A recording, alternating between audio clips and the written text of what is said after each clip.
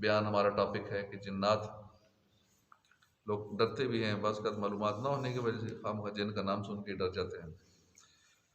हज़रत अब्दुल्ला बिन मसूद रज़ियल्लाहु अन्हु से रवायत है कि नबी रहमत सल्लल्लाहु अलैहि वसल्लम की खिदमत में जिन्नात का एक वफ़द हुआ। एक जिन्नात का वफ़द हाजिर हुआ, अर्ज़ की कि आपकी उम्मत हड्डी, गोबर और कोयले से इस्तंजा न करे, क्योंकि अल्लाह ने इसमें हमारी खुराक रखी है। तो नबी करीम सल्लल्लाहु अलैहि वसल्लम ने उम्मत को इससे मना फरमा दिया। जिन्नात भी एक मखलूक है जिसे आग से पैदा किया गया। ये खाते पीते हैं, निकाह भी करते हैं। इंसानों के मुकाबले में उनकी तादाद 9 गुना है। हज़रत सैयदना अमर बिकाली रज़ियल्लाहु अन्हु फरमाते हैं, जब इंसान का एक बच्चा पैदा होता है, जिन के 9 बच्चे पैदा होते हैं।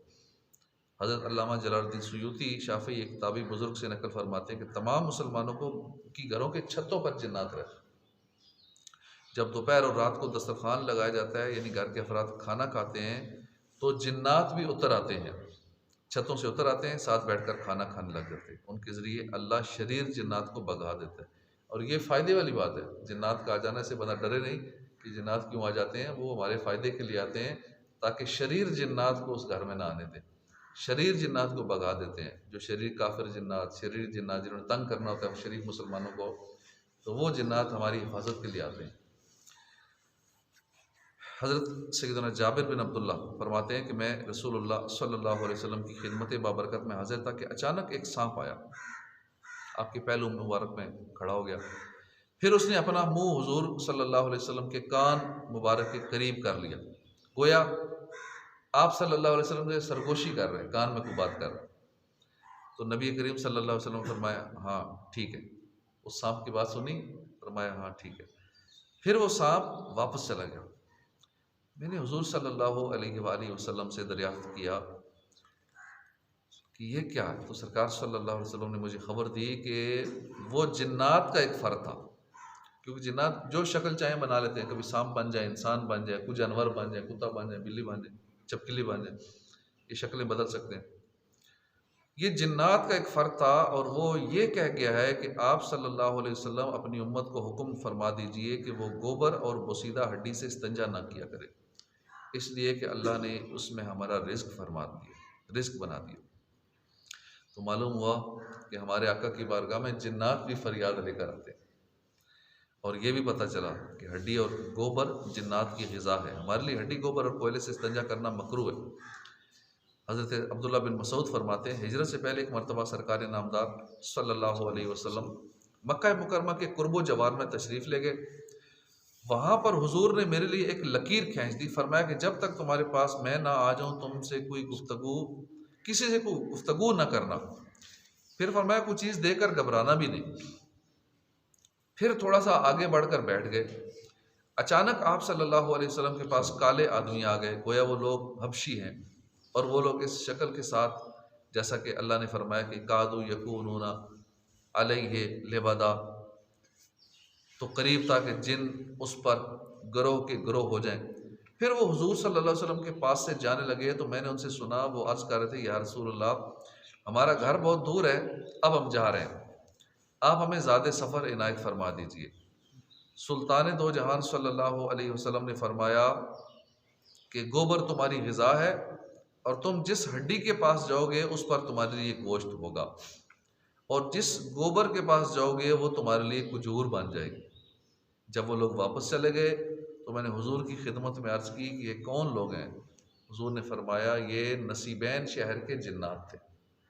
शहनशाह गदा, जिन्न बशर और औलियाउल्लाह, ए सब का तेरे टुकड़ों पे गुजारा या रसूल अल्लाह। लेकिन जिन्नात को भी सरकार ग़िज़ा अता फरमा देंगे, जो तुम्हारे लिए फ़लाँ चीज़ में ये है, गोबर तुम्हारे लिए कुजूर हो जाएगा, हड्डी पर गोश्त चढ़ी हुई हड्डी हो जाएगी। हम हड्डियाँ फेंक देते हैं ना, इसलिए कहते हैं जब हड्डी फेंकें तो उस पर दुरूद शरीफ पढ़ के हड्डी को फेंकें, इससे मुसलमान जिन्नात उस हड्डी को खाएंगे। ऐसे ना फेंक दें, क्योंकि ऐसे फेंकेंगे तो काफिर जिन्नात, गलत जिन्नात, शरीर जिन्नात वो खाएंगे। तो हमने अपने मुसलमान जिन्नात का फ़ायदा करना है, तो उस पर दुरूद पाक पढ़ेंगे, तो वो हड्डी जब फेंकेंगे तो उसको मुसलमान जिन्नात खाएंगे। काजी अली बिन हसन अली की सवानी हयात में है कि जिन्नात उनके पास आते रहते थे। एक मरतबा काफ़ी अर्सा जिन्नात नहीं आए।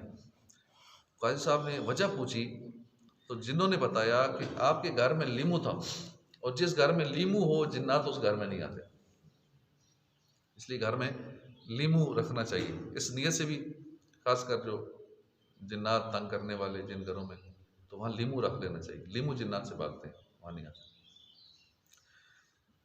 फरमान मुस्तफ़ा सल्लल्लाहु अलैहि वसल्लम, सफ़ेद मुर्ग रखा करो, इसलिए कि जिस घर में सफ़ेद मुर्ग होगा ना शैतान उस घर के करीब होगा, ना जादूगर उन घरों के करीब होगा जो उस घर के इर्द गिर्द है। जादूगर भी उस पर उसका असर नहीं चलेगा, उस घर पे भी नहीं चलेगा, उसके इर्द गिर्द घरों पे भी नहीं चलेगा, बाकी भी घर पूरा मोहल्ला महफूज हो जाएगा। एक घर में अगर सफ़ेद मुर्ग है और शैतान भी वहाँ से दूर रहेगा।